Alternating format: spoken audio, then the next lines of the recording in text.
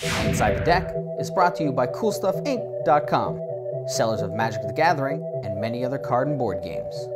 GatheringMagic.com, your #1 resource on Magic the Gathering, strategy, and culture.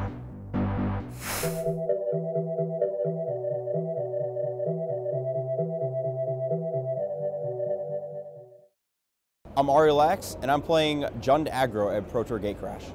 My deck is a red-green based aggressive deck with Burning-Tree Emissary at its core. You're trying to flood the board with creatures on turns 1 and 2, follow up with some powerful haste guys, and then use the black removal spells to pick off any Boros Reckoners or Lockstone Spiders my opponents might be trying to block with.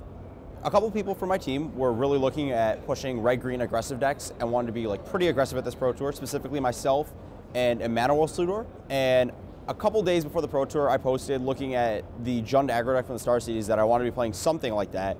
And I made a higher end list with Wolfir Silverhearts. That ended up looking a little too slow at times, but it was really good against Boros Reckoner. Around the same time, Emmanuel Sludor was talking to some people, specifically the Swedish team, Elias Wastfeld and Dennis Rashid, and they mentioned they had this red-green Mogg Flunkies deck that they liked.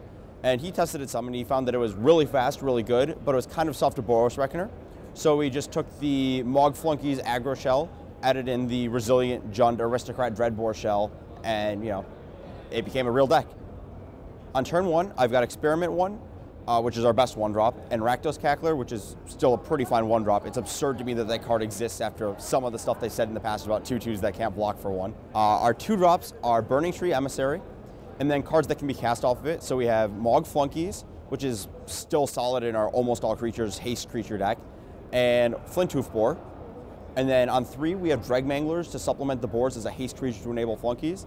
And then our last creature is Falkenrath Aristocrat, our big finisher. We're playing this over Hellrider because it's resilient, and all the cards that beat Hellrider are good against our other cards, while the things that are good against Aristocrat are pretty bad against the rest of our deck. So we don't really lose much from an aggressive start, but we gain a lot in terms of making our opponent's removal bad.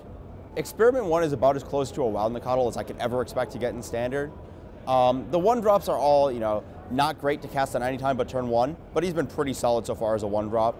It's actually really important to be able to regenerate through a Supreme Verdict early on, and we can actually grow him to a 4/4 with the Aristocrat and the Ghor-Clan Rampager, which is something a lot of decks don't have access to. So I was really, really resilient to adding Mogg Flunkies. I had a lot of fear that my opponents would just kill my other guys and that Mogg Flunkies would just sit there dead. And then I played 3 games with the deck, and I realized there's no way for them to do that. You can always present Mogg Flunkies on a board where you will have a creature attacking them. You have 7 guys that have haste on turn 3. You have the 8 1-drops, you have the emissaries. It is very, very hard for your opponent to turn off Mogg Flunkies in this deck, especially because once you start attacking, they can't even pick off your guys blocking because of the Ghor-Clan Rampagers. Another card I was hesitant to add. But again, everything just sort of came together, and Flunkies is a really integral part of the deck in order to have the maximum number of games where you go Emissary 2-drop on turn 2, good luck. In our main deck, we have 11 non-creature spells. We have our 7 removal, so we've got 3 Dreadbores, 2 Searing Spears, and 2 Abrupt Decays. That number shifted around a lot in testing. Dreadbore and Abrupt Decay are the cards that kill Boros Reckoner, but Searing Spear can be cast off an Emissary to create a pseudo Blood Rade Elf effect on turn 2 in aggro mirrors, so we left in a couple. And then the other non-creature spell is we have 4 Ghor-Clan Rampager, and that guy is sweet. I didn't like him at first, but the more I played with the deck, the more I realized that the ability to just sort of crash through into Restoration Angels or Augur Bosses and just break through early game is really huge. And just staying ahead, you don't really gain tempo or card advantage on it, but you continue dealing damage to your opponent, which is all you need to do with this deck. So in my sideboard, the first thing is we want to board out removal against control, and we upgrade to Duresses to take their Supreme Verdicts, 3 Duresses, and 2 Domri Rade as a sort of recurring card advantage engine that they sometimes have issues dealing with, and if you ultimate it, it's a real issue for them. And then we have our sort of anti-mid-range where we go bigger package. We have 2 Wolfir Silverhearts, 2 Olivia Voldarens, 3 Vampire Nighthawks, and a Kessig Wolfrun. The Silverheart is just the best 5-drop. It's huge. It's so hard for the mid-range decks to beat that card just because it outsizes everything. Olivia is also awesome. Olivia takes over games, as we've seen over the past, year and a half now. Nighthawk just sort of bridges the gap against aggro decks as your trump 3-drop. And then Kessig Wolfrun, because the 22 lands in the main deck aren't enough to cast the 5-drops and 4-drops that you're boarding in.